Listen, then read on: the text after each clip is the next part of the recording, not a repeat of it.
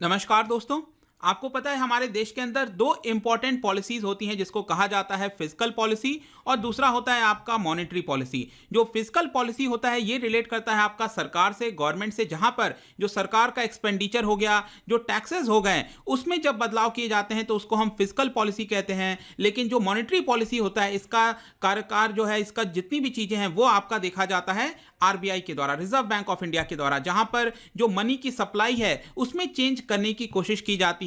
और स्पेसिफिकली मैं बोलूं तो जो रेपो रेट है, रिवर्स रेपो रेट है, उसके अंदर चेंजेस किए जाते हैं ताकि हमारे देश के अंदर जो इन्फ्लेशन रेट है वो यहां पर सही से रह सके। इसी को देखते हुए हर 2 महीने पर आरबीआई की जो मॉनेटरी पॉलिसी की कमिटी होती है वो यहां पर मिलती है और डिसाइड करती है कि जो मॉनेटरी पॉलिसी होगा वो अगले 2 महीने का कैसा रहेगा। और आपको पता है कि हर 2 महीने पर मैं यहां पर एक वीडियो भी आपका लेकर आता हूं और इसी प्रकार से यहां पर 1 अक्टूबर को आरबीआई की मॉनेटरी पॉलिसी कमेटी की एक तरह से जो पॉलिसी है वो आपका रिलीज किया जाना था, लेकिन अब ये यहां पर नहीं हो पाएगा क्योंकि सरकार ने जो पोस्ट हैं एमपीसी के अंदर उसका जो वैकेंसी आई थी उसके अंदर उसको फिल नहीं किया है। तो हम इस वीडियो में जानेंगे कि और क्या क्या चीजें हैं इसके बारे में। काफी इंटरेस्टिंग है। चलिए आगे बढ़ते हैं। मैं हूं अंकित अग्रवाल और अपडेट के लिए आप मुझे फॉलो कर सकते हैं इंस्टाग्राम, फेसबुक और ट्विटर पर। मेरे लेक्चर की हर पीडीएफ आपको फेसबुक पर तो मिलेगी ही, प्लस साथ में आप मेरा टेलीग्राम चैनल ज्वाइन कर सकते हैं by searching Ankit Agarwal official. और अगर आप यूपीएससी की तैयारी कर रहे हैं तो आपके लिए सुनहरा मौका है। स्टडी आई के लिए आपके लिए स्मार्ट कोर्स है जिसके थ्रू आप अपनी प्रिपरेशन और भी ज़्यादा अच्छे तरीके से कर सकते हैं। तो सबसे पहले हुआ क्या है, देखिए यहाँ पर क्या होता है कि मैं आपको बता दूं कि जिस भी महीने में ये वाली मॉनेटरी पॉलिसी आनी होती है तो उस महीने का जो पहला थर्सडे होता है उस दिन यहां पर ये रिलीज किया जाता है। और ये जो कमिटी की मीट होती है ये पूरे 3 दिन चलती है। तो इस बार का क्या था कि 29 सितंबर, 30 सितंबर और 1 अक्टूबर को यहां पर ये मीट होना था और फाइनली 1 अक्टूबर को ये जो आपकी पॉलिसी है वो रिलीज की जानी थी क्योंकि ये थर्सडे है आपका। तो यहां पर अब ये नहीं हो पाएगा, इसको यहां पर रीशेड्यूल किया गया है, ऐसा आरबीआई ने अपने नोटिफिकेशन में बताया। और अगला डेट कब होगा अभी ये अनाउंस नहीं हुआ है, ऐसा आरबीआई ने बोला है कि इसको हम जल्दी अनाउंस करेंगे। लेकिन इसका रीजन क्या है यहां पर आरबीआई ने डायरेक्टली नहीं बताया है, लेकिन हम सबको पता है कि यहां पर आपको पता हो तो गवर्नमेंट ने जो मेंबर्स नॉमिनेट करने थे, 3 मेंबर्स आउट ऑफ 6 मेंबर का ये पूरा पैनल होता है मॉनेटरी पॉलिसी कमेटी का, उसमें टोटल 6 मेंबर्स होते हैं जैसा कि आप यहां पर देख सकते हो। 3 मेंबर होते हैं आपके आरबीआई के, एक होते हैं आरबीआई गवर्नर, डेप्यूटी गवर्नर और एग्जीक्यूटिव। यहां पर 3 मेंबर होते हैं आरबीआई से और 3 होते हैं गवर्नमेंट से जो कि सरकार नॉमिनेट करती है। लेकिन सरकार के ये जो 3 मेंबर्स थे ये इनका टेन्योर यहां पर खत्म हो गया था 6 अगस्त को। यहां पर जो पॉलिसी आई थी लास्ट, उसके बाद से इनका टेन्योर जो है वो खत्म हो गया था। तो 3 नए मेंबर्स अपॉइंट करने थे जो कि सरकार ने यहां पर नहीं किया है। अब यहां पर आप देखिए जो आरबीआई एक्ट है 1934 का, उसके अंदर यहां पर चेंजेस किए गए थे बेसिकली। और यहां पर बोला गया था कि जो एमपीसी है, मॉनेटरी पॉलिसी कमेटी है, जब वो मिलेगी तो एक कोरम होना चाहिए, मतलब कि 6 मेंबर्स में से एटलीस्ट 4 मेंबर्स प्रेजेंट होने चाहिए, तभी ये कमेटी जो है वो मीट कर सकती है और डिसाइड कर सकती है कि पॉलिसी कैसा रहेगा। लेकिन ऑब्वियस सी बात है यहां पर 3 मेंबर अगर आरबीआई के प्रेजेंट हैं और उसमें से एटलीस्ट 1 मेंबर तो गवर्नमेंट की तरफ से प्रेजेंट होना चाहिए, लेकिन सरकार ने ये जो वैकेंसी है 3 मेंबर की इसको फिल ही नहीं की, तो ऑब्वियस सी बात है इसको यहां पर पोस्टपोन करना पड़ेगा और इसीलिए यहां पर इसको पोस्टपोन किया गया है। अब यहां पर एक बात आती है कि एमपीसी कब क्रिएट हुआ और क्यों क्रिएट करना पड़ा। तो मैं आपको बता दूं कि 2016 से पहले, अक्टूबर 2016 से पहले जो रेपो रेट क्या होगा, जो पॉलिसी होगी वो कैसी होगी, उसकी पूरी जिम्मेदारी वो होती थी आरबीआई गवर्नर के ऊपर। और आरबीआई गवर्नर को असिस्ट करती थी एक पूरी टीम असिस्ट करती थी, लेकिन अल्टीमेट जो डिसीजन है वो आपका आरबीआई गवर्नर के पास होता था। लेकिन 2016 में सरकार ने आरबीआई एक्ट के अंदर चेंजेस किए और यहां पर इसको स्टैट्यूटरी बैकिंग दे दिया, मतलब लॉ के थ्रू बैकिंग दे दिया ये जो मॉनेटरी पॉलिसी की कमेटी होती है। अब इसमें क्या हुआ, बेसिकली इस कमिटी को एक जिम्मेदारी दे दी गई कि जो इन्फ्लेशन रेट है हमारे देश के अंदर, जो जिसको हम सीपीआई कहते हैं, कंज्यूमर प्राइस इंडेक्स, ये हमारा 4% होना चाहिए। और यहां पर कुछ रिलैक्सेशन दे दिया गया कि इसको आप 2% के से लेकर 6% के बीच में आप रख सकते हो, इससे ऊपर और नीचे नहीं जाना चाहिए। अब ये आरबीआई कैसे कर सकती है, ये किया जा सकता है रेपो रेट के अंदर चेंज करने से। रेपो रेट मैंने कई बार बताया है, आई डोंट थिंक कि मुझे बार बार बताने की आवश्यकता है। रेपो रेट का सिंपल मतलब है कि बैंक जब आरबीआई से बोरो करती है तो जिस रेट पर बोरो करती है पैसे को, इसी को रेपो रेट कहा जाता है। और रिवर्स रेपो रेट मतलब जब बैंक अपना पैसा आरबीआई के पास जमा करते हैं तो उस पर क्या ब्याज दर मिलता है बैंकों को, उसको रिवर्स रेपो रेट कहते हैं। तो यहां पर रेपो रेट में, रिवर्स रेपो रेट में जो भी चेंज किए जाएंगे अब इस पर्टिकुलर कमिटी के थ्रू किया जाएगा। और आप देख सकते हो कमिटी में मैंने आपको ऑलरेडी बता दिया 6 मेंबर्स होते हैं और यहां पर वोटिंग के थ्रू डिसाइड होता है कि कितना रेपो रेट होगा, कितना नहीं होगा। और यहां पर अगर सपोज 6 मेंबर्स में 3 लोग कहते हैं कि 50% की गिरावट की करनी है हमें, सॉरी 15, आप कह सकते हो करीब 50 बेसिस पॉइंट की करनी है, मतलब 0.5% की गिरावट करनी है।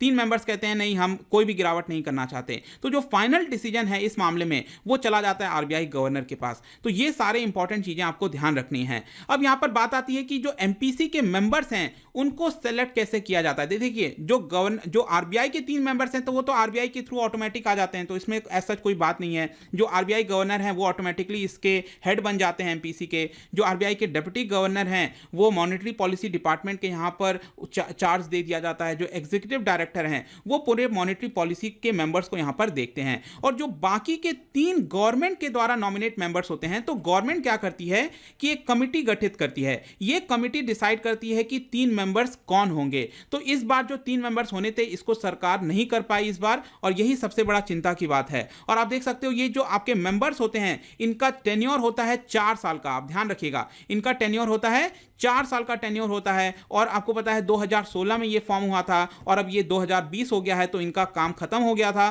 तो नए मेंबर्स होने थे जो कि नहीं हुए हैं। जो पुराने 3 मेंबर्स रिटायर किए हैं जिनका खत्म हुआ है टेन्योर, आप इनके नाम यहां पर देख सकते हैं। अब यहां पर हम थोड़ा सा एनालिसिस कर लेते हैं कि पिछले 4 साल का जो मॉनेटरी पॉलिसी का कमिटी का जो काम था वो कैसा रहा है। तो देखिए यहां पर इनके द्वारा बहुत ही ट्रांसपेरेंट प्रोसीजर कर दिया गया है। पहले क्या होता था कि सब कुछ आरबीआई गवर्नर देखा करते थे, तो यहां पर बहुत ज्यादा ट्रांसपेरेंसी नहीं हुआ करती थी कि किस बेसिस पर यहां पर उन्होंने डिसीजन लिया है।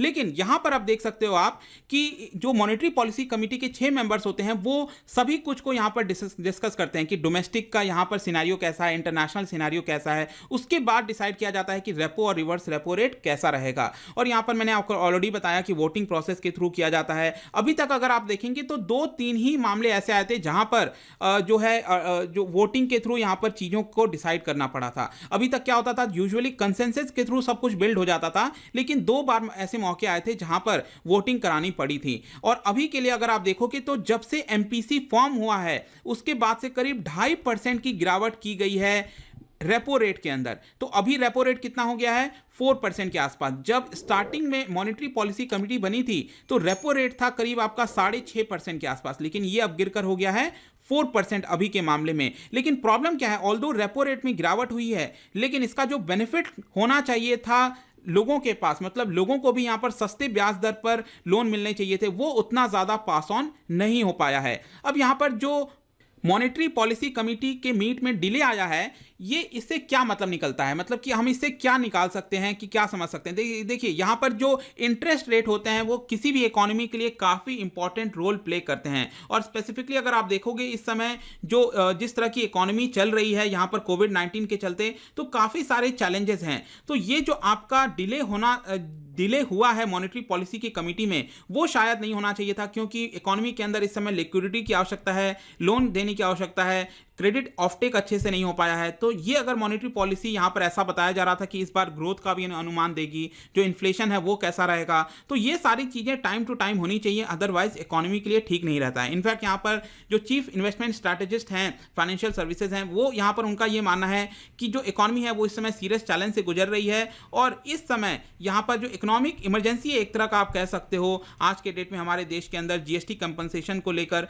तो ये जो डिले है ये सरकार काफी आसानी से इसको अवॉइड कर सकती थी। यहां पर 3 मेंबर्स का अपॉइंटमेंट कोई बहुत बड़ी बात नहीं है, ऐसा कुछ नहीं है कि यहां पर कोई बहुत ज्यादा डिस्कशन या ऐसा की आवश्यकता है, काफी आसानी से सरकार कर सकती थी। But still we don't know कि यहां पर ऐसा क्यों किया गया है। लेट्स सी कि इसको जल्दी से चीजें ठीक हो जाएंगी। और यहां पर जाने से पहले मैं आपको यह भी दिखा देता हूं कि जब से मॉनेटरी पॉलिसी कमिटी बनी है, मैंने आपको बताया था करीब 6.5% के आसपास जो आपका रेपो रेट हुआ करता था, और उस समय रिवर्स रेपो रेट 6% के आसपास हुआ करता था। दोनों के बीच में करीब 0.5% का डिफरेंस हुआ करता था। और आज के डेट में ये कितना हो गया है, 4% आ गया है आपका रेपो रेट, और जो रिवर्स रेपो रेट है वो करीब आ गया है 3.35%। तो दोनों के बीच में करीब 65 बेसिस पॉइंट का अंतर आ गया, मतलब 0.65% का दोनों के बीच में अंतर है, ये आप ध्यान रखिएगा। मतलब दोनों के बीच में डिफरेंस है वो हमेशा सेम नहीं होता है। पहले 0.5% का डिफरेंस हुआ करता था, फिर बीच में 0.25% का हो गया था, और अब आप देख सकते हैं 0.65% का डिफरेंस हो गया है।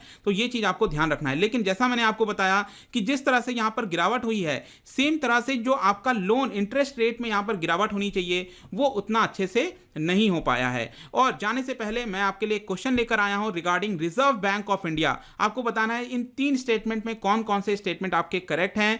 इसका राइट आंसर जो है वो मैं अपने इंस्टाग्राम पर तो डालूंगा ही स्टोरीज में, और प्लस साथ में जो लोग टेलीग्राम पर हैं वहां पर भी वो देख सकते हैं। बाकी मैं डेली एक एमसीक्यू डालता हूं स्टोरीज में, आप जाकर प्ले कर सकते हो। अगर आप मुझसे इकोनॉमी पढ़ना चाहते हैं, कोई कोर्स परचेज करना चाहते हैं, आप स्टडी IQ ऐप पर जा सकते हैं। आई होप कि आज का वीडियो आपको पसंद आया होगा। मिलता हूं आपसे next time. Till then, thank you very much, see you soon.